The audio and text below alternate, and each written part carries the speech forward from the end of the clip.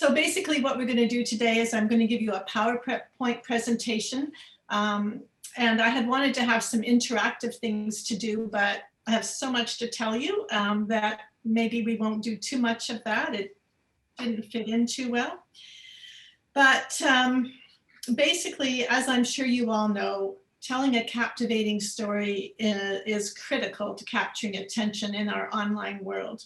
And compelling people to care about what you're writing about, your message or an event or an issue, is what drives engagement and change and even innovation. So it's writing well is a really good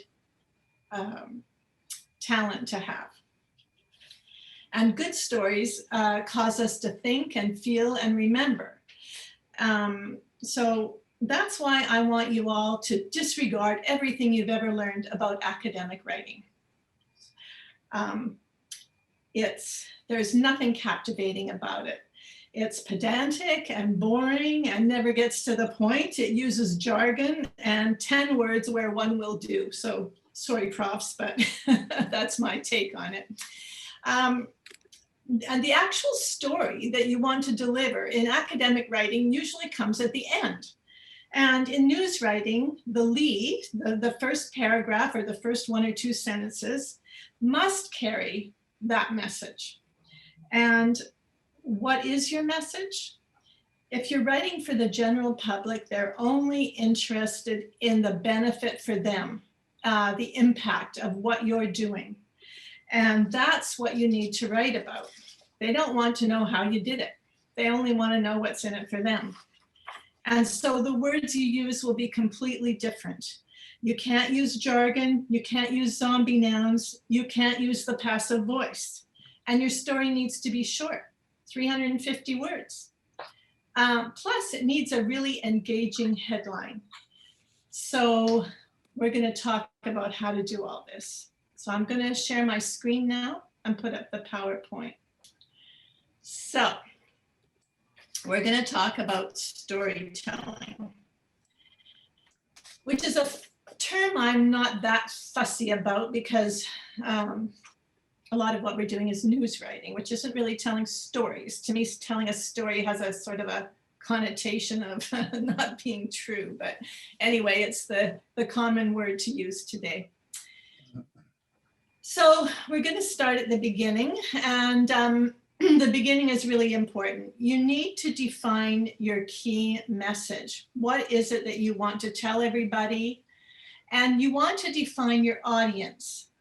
Who are you talking to? Are you talking to your colleagues? Are you talking to an audience that understands your jargon? Or are you talking to the general public? And for this purposes of this presentation, we're going to assume that you're generally talking to the general public. But defining your audience and knowing who you're talking to before you start is really important. And then you have to define that benefit that's going to appeal to that particular audience. What's in it for them? If there's nothing in it for them, they're not going to read your story. So we're going to discuss some general storytelling principles. And these are things to consider as you're wondering, as you're contemplating your message and what you're going to write. You can think about these extra things as well. So what's its significant impact on an individual, community, or society? Is it timely? That's really important in news writing. So a story about shark research during Shark Week, or maybe you want to tie it to something that's occurred in the news recently. Or maybe there's a trend that you've picked up on. Does it generate curiosity? We're all super curious, and if it generates curiosity, that's important. Maybe there's a sense of conflict or of overcoming adversity. These sorts of things give it sort of that human aspect. Is there a monetary or economic component? And does it elicit a sense of fear or strong emotions? Not every story will do this, but if there is some aspect of that in what you have to tell, draw it out a bit. Structuring your news story is really important, and it's completely opposite to an academic paper. So what you want to do, news writing traditionally uses an inverted pyramid format. So the information becomes gradually less important as you carry on your story. And this format, of course, was originally created when you're working in print, and so that newspaper editors could cut your story from the bottom up without worrying what they were losing. They just chop it off 6 paragraphs from the bottom and they were done. So because they knew that you'd put everything important up top.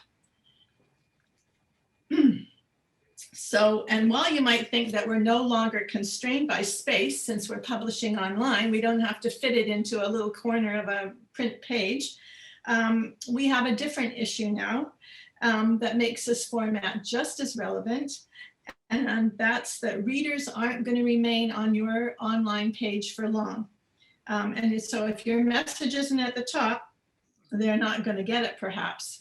So keeping everything up top is super important. Think of it as a cupcake with a cherry on the top. The cherry is that nugget of information that you want to share. It's what's going to make it stand out from all the other boring cupcakes that don't have a cherry. So the lead. This is one of the most important aspects of your story. The 2 most important things you're going to write are the headline and the lead. And the lead is the first couple of sentences that entice the reader with the most interesting aspect of your story. And it's something that's going to make them want to carry on reading. It can touch on the 5 W's, who, what, where, when, why, and maybe give a bit of context. But you don't want to really dwell on those at this point. I want to point out that you only have a few seconds to grab the reader's interest with your lead. And that means you don't want to waste time by setting the stage with a meandering introduction that speaks about generalities. There's a common trend among inexperienced writers to develop an introductory paragraph or 4 that extols background information or establishes the climate in which the news is set. And this is something I think you often do in an academic paper, but it's not the best way to write a news story. If your message is that SFU scientists have developed a new rat trap that's going to revolutionize the world, then that's what you put in the lead. Not all the background information about how rats are around the world or populations around the world are growing or inflicting serious harm or spreading disease and allergens and all that. You can hint at that in the lead, but those details come much later. So here's a lead example alluding to what I just discussed. The world's burgeoning rat population may soon decline because SFU scientists have discovered a powerful attractant for luring female brown rats into traps. If they don't read anything else, at least they know that this is what you've done and that it's going to have an impact on the world's rats. And that's why, you need to get your message up top. And so this example uses a 5-word description of the context, the world's burgeoning rat population. It adds 3 words to establish the why, may soon decline. And it gives us the where, SFU, the who, and the what. And all of that in just, 3 lines. Okay, after the lead, you have what we call the nut graph. And it's usually the 2nd paragraph, sometimes might be more than that. But it puts the story into context and tells readers why this story matters, why they should continue reading the full story. So it's a little bit more embellishment, basically. And here's the example from that previous lead. So we had the lead, and now we have this paragraph. So the attractant is the male brown rat's sex pheromone, which the scientists have now identified and synthetically replicated. The discovery forms part of a promising 3-pronged rat control tactic they are developing that exploits the rat's own communication system. It promises to enhance rat capture 10-fold or more, and to eliminate poison bait stations that kill rats and the predators that eat them. So now we know what they're doing, why they're doing it, how they're doing it, and why it's important. We've got the benefit. The benefit was alluded to in the beginning, and now we know what it is. And if they don't read further, they've got the whole story. Then there was a paragraph 3 and 4 where we introduced the scientists, and they made a quote or two, and we talked about some other things. But in paragraph 5, that's when we talk about give more context for the research. Again, emphasizing the benefit and value and the problem it's overcoming. So at a time when rat populations around the world are inflicting serious harm, speaking rat is important. And the speaking rat is alludes to a quote from one of the profs previously.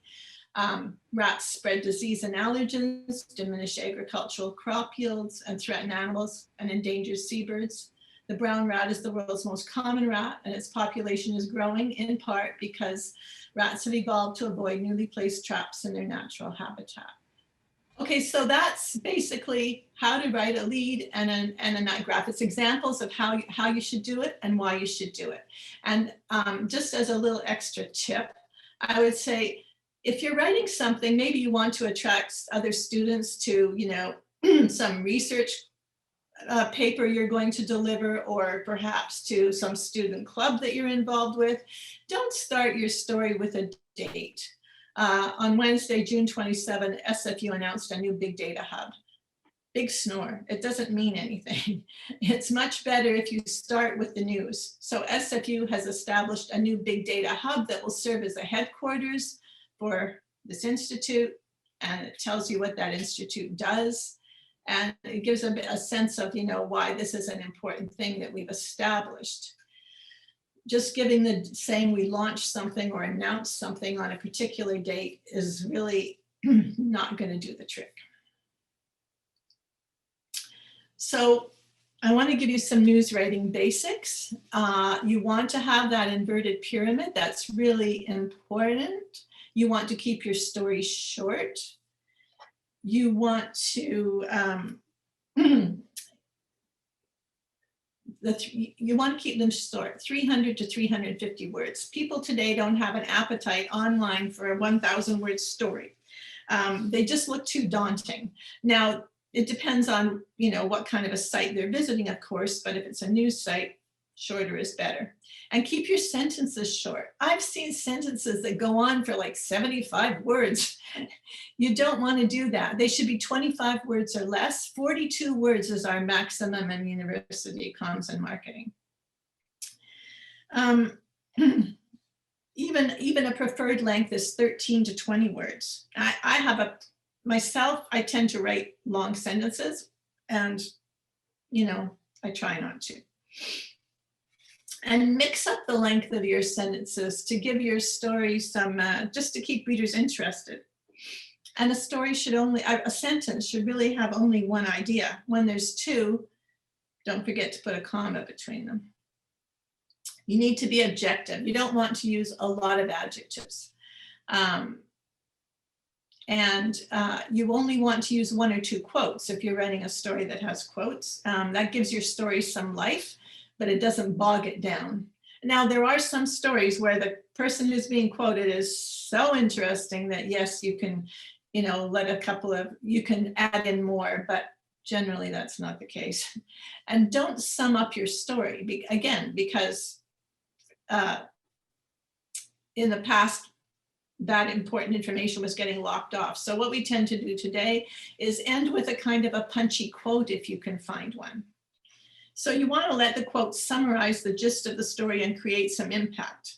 And when you do that, don't spoil it with saying, you give the quote and then you end this whole story by saying, he says or she says. You got your quote, he says.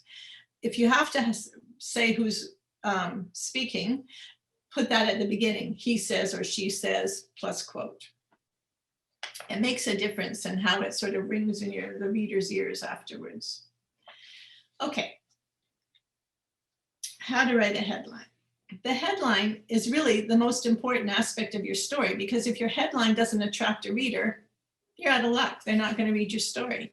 And you spend a lot of time writing this story, researching it and so forth. You need to spend almost as much time writing the headline, and or at least thinking about it. So sometimes, just write your story and then let it percolate in your mind. Sometimes your subconscious will come up with something good, but writing a good headline is difficult. I have an entire 1-hour workshop that I deliver that's just on how to write a headline. I'm only going to spend a few minutes on it here, but please take the time. So why are headlines important? Well, apparently 80% of readers aren't going to read beyond the headline.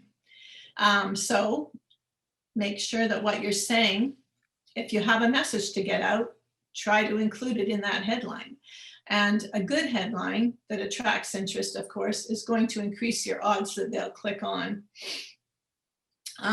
A headline indicates the type of article you're about to read. It's a signal to the reader that you're writing news or opinion or research.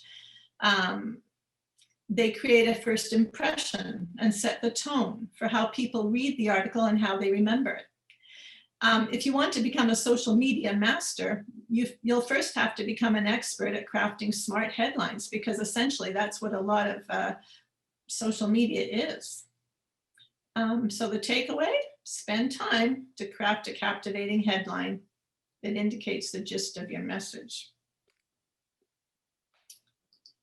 And now you have to go back to what we were doing for your story. You need to consider the same things. What's your key message? Who's your audience? And what's the benefit that's going to grab them in the title? What's in it for them? Are you writing for a lay audience, a technical audience, students, business owners, scientists? What's going to entice them to read the story? What's in it for them? They want to know that it's worth their time to read your article. Okay, so this is an actual title that went out, and it's almost useless. Simon Fraser University and DHX Media announced the DHX Co-op Fund. There's no indication of who should read the story, so there's no clear target audience. There's no indication of the benefit, nor who would benefit, and there's no inkling about what the fund means. So it's not going to generate any interest at all. This title would have been much better. New DHX Co-op Fund at SFU helps employers hire student interns. You know that the audience is clear now, employers and students. The meaning is clear. The fund's going to help pay for student interns. The benefit is clear. The employers can get help to pay for student interns. You know, an ad executive once told me, "Don't sell me your grass seed. Tell me how to improve my lawn." And that's what you're doing in your headline. You're delivering the benefit. When you're just considering how to write your headline, you want to appeal to audience curiosity, which will compel readers to read further. And headlines are one instance where you can get away with using alliteration or clever puns or catchphrases or plays on words. They can be kind of fun to do. Anything to grab attention, as long as it's accurate and speaks to what's in the article. Now, there is some research to indicate that sometimes these types of tricks don't necessarily work in the online environment, but, you know, I still think that it's a good idea, that they work. So here's an example of a clever pun. It certainly grabs attention, and the subhead explains the context. And this was an actual title that UBC used on a news release.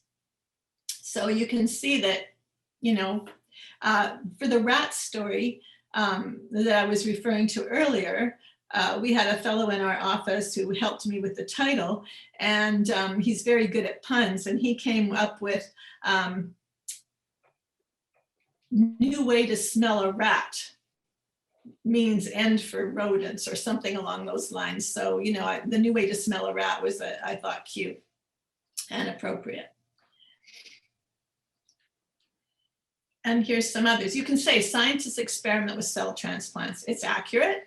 It gives your message, I suppose, but scientists grow human ear on back of a mouse is going to attract curiosity. So, you know, think about what you're writing about. Can you find a way to really pique people's curiosity? Our CMP officer graduates with PhD in forensic anthropology. Okay, that's fine. That's what they did. But death detective earns PhD in decomposition.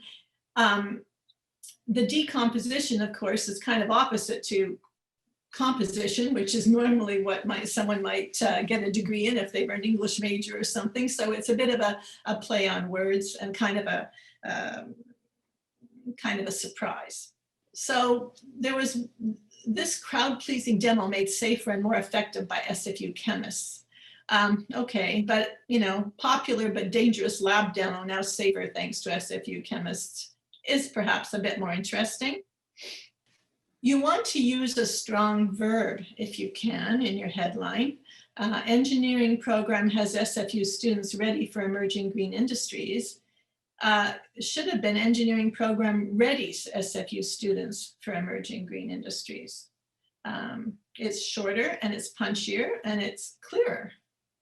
So use a strong verb.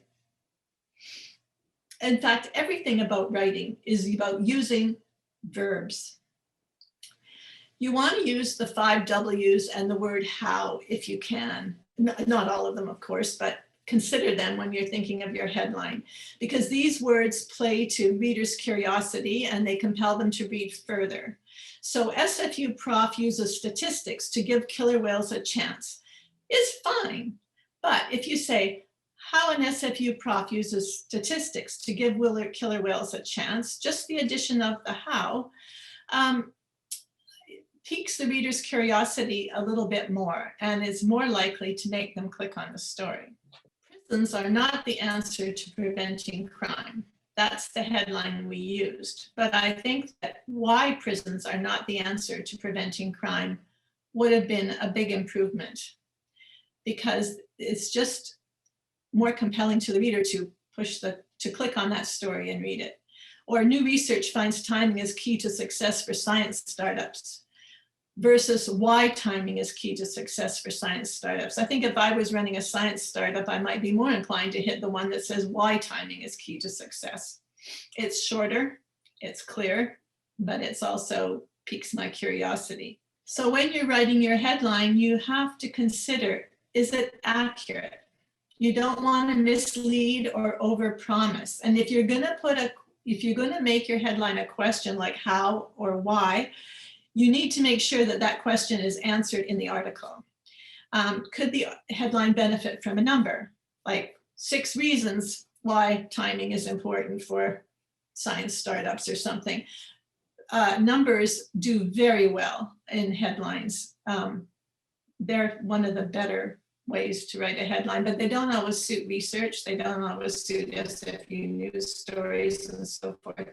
Sometimes they do work well. And consider whether all the words are necessary. You want to strip out all those little prepositions like a and the and stuff like that. And you want to emphasize the positive instead of the negative, usually. Okay, so these are some headlines. They all have a big problem. So Neil Armstrong made history as the first man to step on the moon in 1969. In the chat, can you tell me what is wrong with this sentence? There's something wrong with its meaning. No, not makes, because that happened in 1969, so that's not right.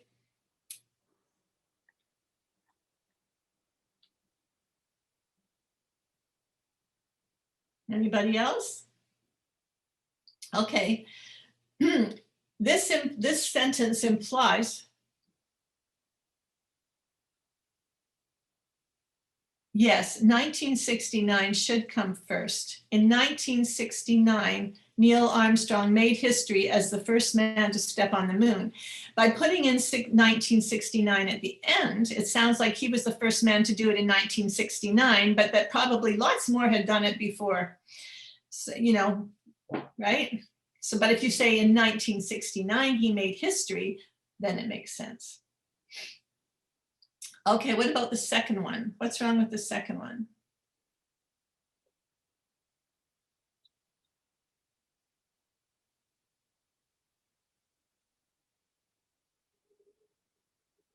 Exactly, specialists in aging. Aging specialists could be construed that all the specialists are really old and that they hope to learn from the Dutch Dementia Village story, not that they're necessarily specialists in aging. So it's what you call a misplaced modifier. What about the third one?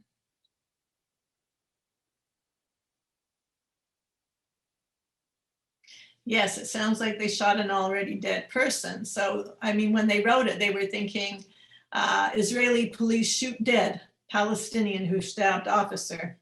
But anyway, Palestinian shot dead by Israeli police would be better. And the last one is really a bit subtle. Parkland survivor criticizes Laura Ingraham for only apologizing after advertisers fled. And this one, the misplaced modifier here is the word only. You can take this two ways. You can say that she was criticized for only apologizing after everybody left, or for only apologizing and not doing something more. So really what they should have said, for apologizing only after advertisers fled. So you'll have to be careful with your with how you write your titles, because this kind of problem is prevalent in titles.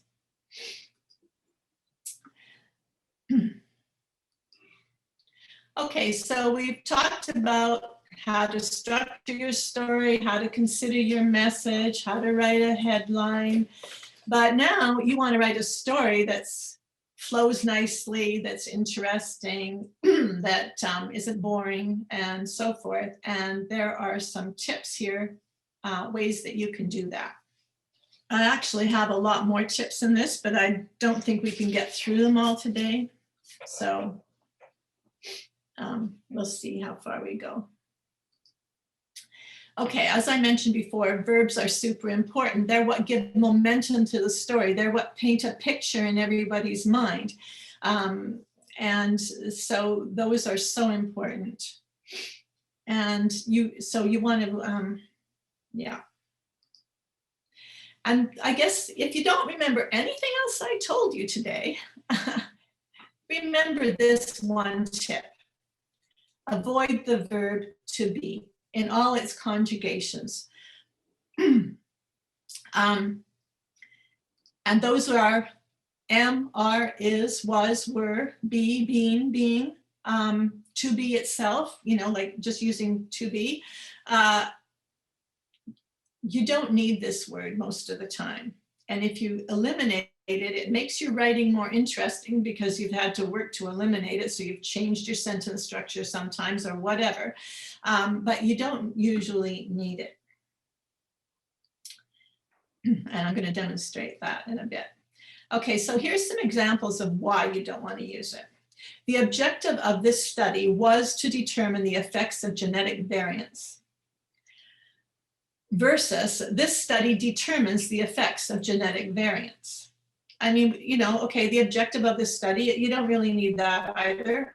This study determines the effects of genetic variance. 8 words instead of 13. Now, I know in academic writing, you're trying, you know, you're assigned to write 10 pages. So, hey, let's put as many words on the page as we can. I know my son used to use a larger font for the periods, and that helped a lot. But anyway, yeah.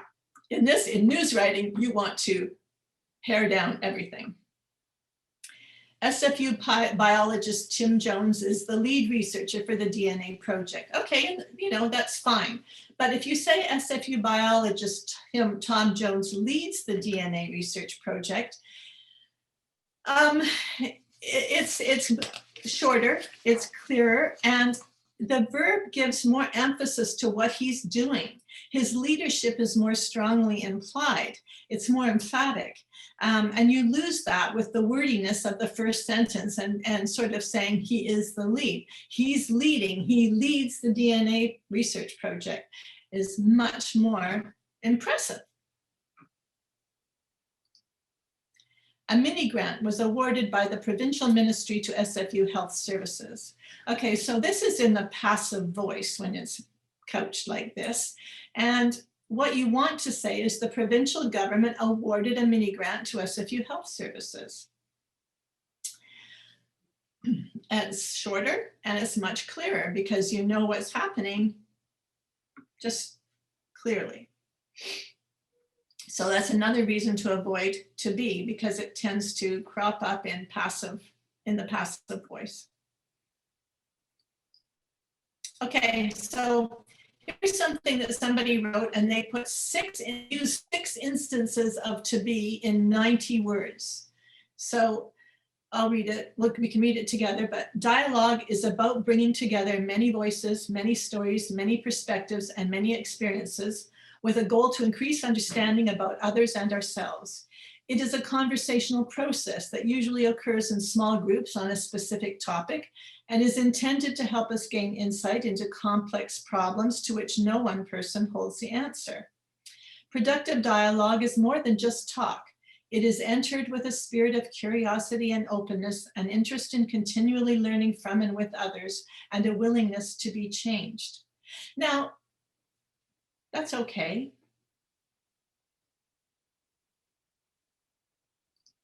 But here it is with no use of the word to be at all, and it's only 80 words.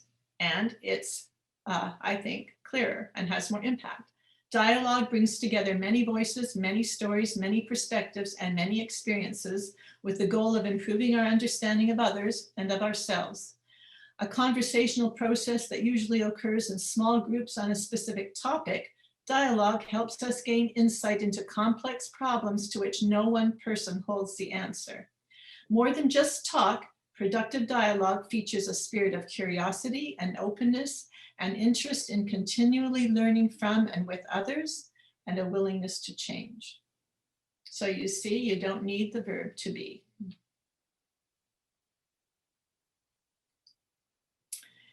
Now, I've alluded to this already. You want to use the active voice. And what is the active voice? It's when you talk about the doer of the action plus a verb. So the provincial ministry awarded a mini grant to SFU Health Services. The provincial ministry is the doer and the verb is awarded.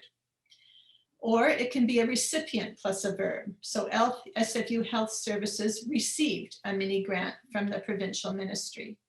So if you're a provincial communicator, you're going to say the provincial ministry awarded a mini grant because you want to promote yourself. But if you're an SFU communicator, you're going to say SFU Health Services received a mini grant. So you can use it to emphasize as well. Okay, so is the following sentence in active or passive voice? In the chat, do you want to try rewriting this? It is in the passive voice because we have to be. And there were three options that were chosen. So we have to be plus a past tense by the researchers as being viable. So, you know, we've got lots of to be in here and the passive voice. So in the chat, can you rewrite it?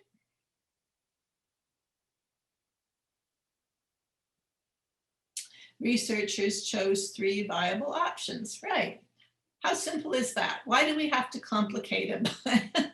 All this other, you know, wordy phrasing. It's not necessary.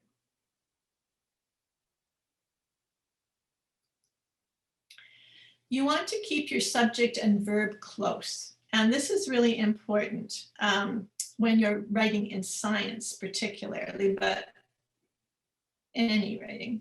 And here's an example. This is an actual sentence that went out.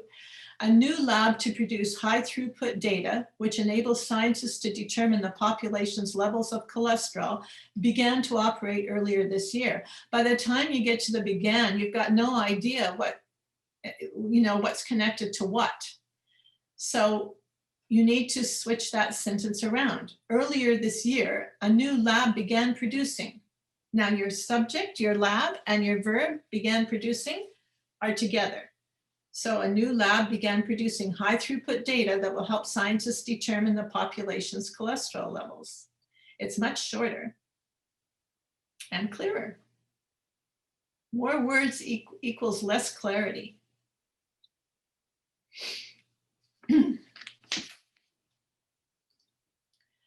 Okay, now this is a favorite rant of mine. You want to eliminate zombie nouns. Academic writing is full of them. They are horrible. A zombie noun is a noun that just is dead. It just kills your story. Okay, so what is a zombie noun? It's when you take a verb and you turn it into a noun that ends in these suffixes here, ION, ITY. So discuss, discussion. Discussion is the zombie noun. Develop, development. Comment, commentary. Analyze, analysis. Don't do this. Why not? The grant will support the development of an advanced computing network versus the grant will support a new advanced computing network. When you turn that verb, develop, into a boring noun, your writing becomes boring. And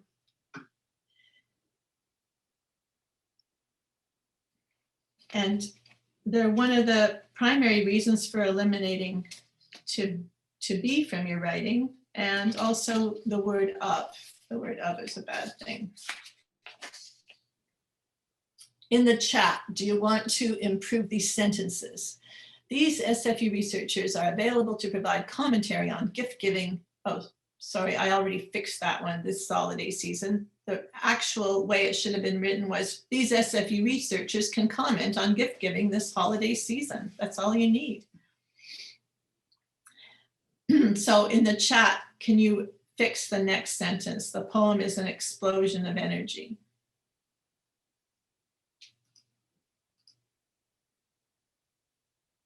The poem explodes with energy. It's much more dynamic.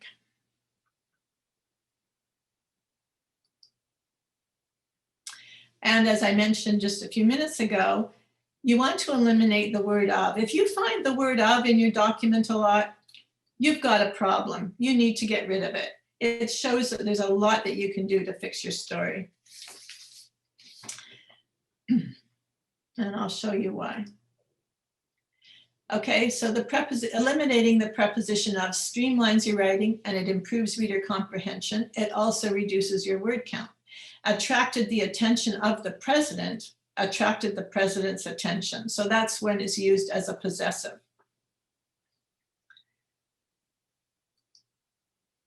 Or here, the company's product, Endobits, delivers diabetes patient data to clinics in a prioritized format, allowing providers to address those in need of intervention quickly without requiring hospitalization. There's actually a lot wrong with this sentence, but anyway. The company's product, Endobits, prioritizes diabetes patients' data and then quickly delivers it to clinics so healthcare providers can treat those who need urgent intervention without sending them to hospital. In need of is really referring to those who need. And then you've got intervention. Well, and it is a zombie noun, but in this case, it works. But you've got, though, to address, I changed it to treat because address is kind of an odd verb to use. So think about the kinds of verbs you're using. Do they pertain to what you're talking about? Often people choose the wrong verb. So to treat those who need intervention. So here's your verb and here's your adverb way over here. The adverb is the word that describes how the verb is, describes the verb, address quickly or quickly address. It needs to come beside the verb, not half a sentence away. So down here, I've put it, and then quickly delivers it to clinics. So healthcare providers which instead of just providers, can treat those who need urgent intervention without sending them to hospital. Again, zombie noun, no zombie noun.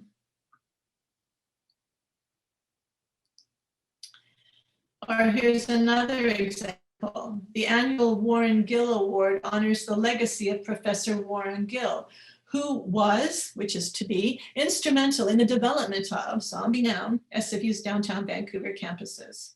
Versus the annual Warren Gill Award honors the legacy of Professor Warren Gill, who helped envision and create SFU's downtown Vancouver campus.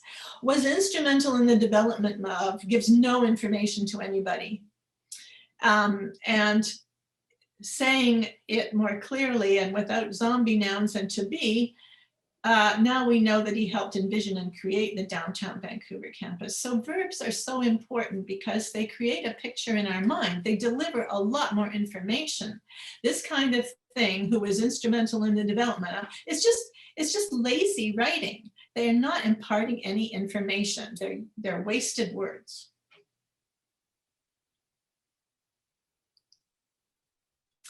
She received a national award in acknowledgement of her leadership in the field of health promotion. So two ofs. We have zombie noun and another zombie noun, and we have of twice. She received a national award acknowledging her leadership in promoting healthier lifestyle choices. Instead of promotion, say what you're talking about. Healthier lifestyle choices in this particular case. So zombie nouns can also, you know, they're a hallmark of laziness in a sense.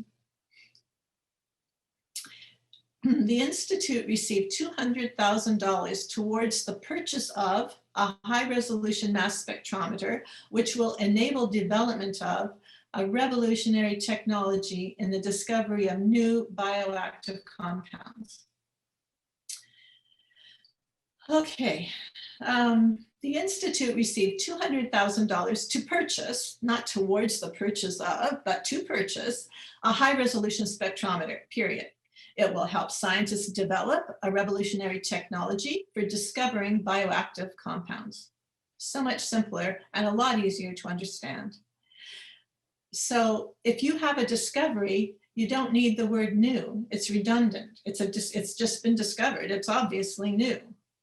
And this word enable is a terrible verb to use. Don't ever use that word. It's that verb. I have a whole rant on the kinds of verbs you shouldn't use, but I don't think we have time to get into that. But enable is one of them. Don't use it. Just gonna fix my, oh, okay, never mind. Okay, jargon. Eliminating jargon is crucial, and scientific and technical jargon are rampant in so many research stories. You have to come up with simpler explanations that a layperson can understand. So, you know, imagine you're explaining your concept to a 10-year-old. When I'm doing my writing, I didn't have to take science after grade 10 back in the day. And so I didn't, because I had no interest in science at that time. So that was actually really helpful for me, because when I'm talking to scientists at the university and writing articles on science, they have to be really simple in how they explain it to me, because I'm not going to have any context for understanding it otherwise.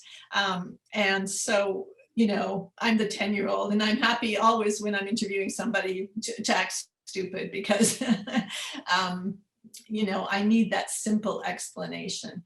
So yeah, you have to get rid of your jargon. And jargon can be as simple as something like this term that's used called lived experience. I don't get that. To me, that is redundant. An experience is something that you've lived through. Otherwise, it can't be an experience. So where do I don't get where this comes from. You know, so think about what you're saying. Don't use jargon, and, you know, be a little more discriminating.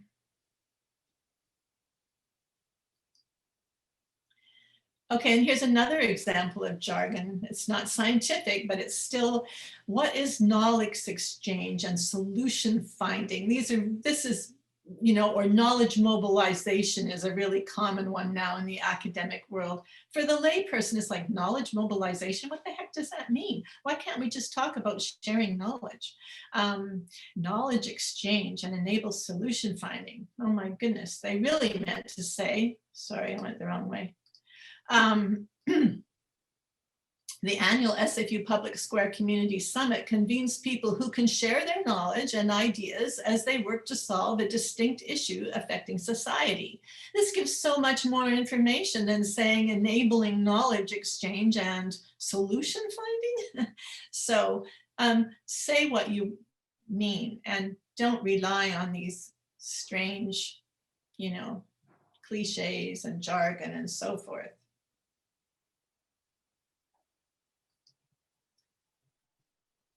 And, here's an example of some cliches. You want to think about the words you use and their context.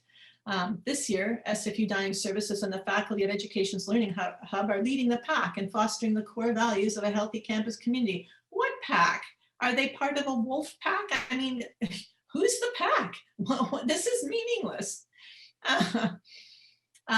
They're just fostering core values, or they're leaders in fostering core values, perhaps, but not leading the pack. And then we had another story, which was along with a handful of Klan athletes. Klan athletes do not fit in a hand. I remember I once wrote an article for Maclean's magazine, and I said that for sale signs were mushrooming on the lawns, mushrooming all over the lawns of Vancouver or something ridiculous like that.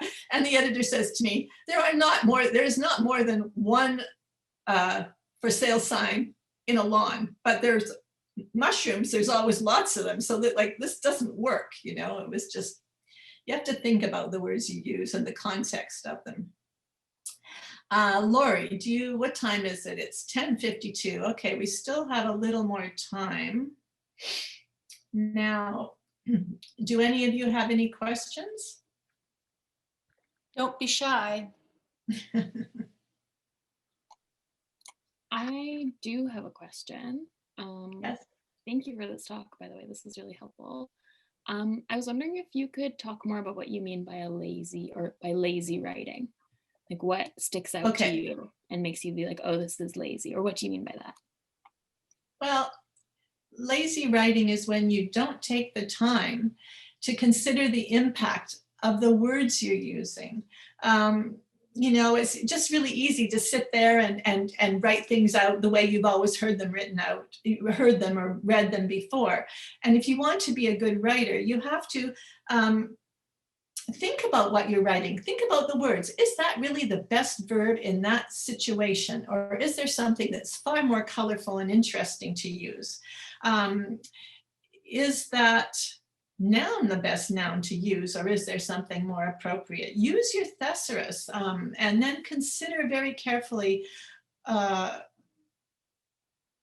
the context of what you're writing and whether those words fit. And so often people don't do that. It's just it's a formula. They've heard this written this way so often. And I think as students, it's particularly important for you to think about these things because you're used to doing academic writing, and that is a very sort of formulaic way of describing things and writing things, and then it's not a creative way particularly, and you do tend to use a lot of the zombie nouns and the word of and to be and all those things that just bog down your writing. I don't know if it's possible to do academic writing without zombie nouns, but I bet if you tried it, your professor would love you.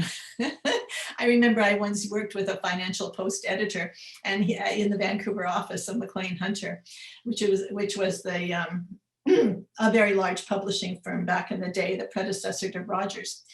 And he was taking a course at SFU. He decided to get another degree or something. And so he said his professors always told him that they always left his essays for last because they were enjoyable.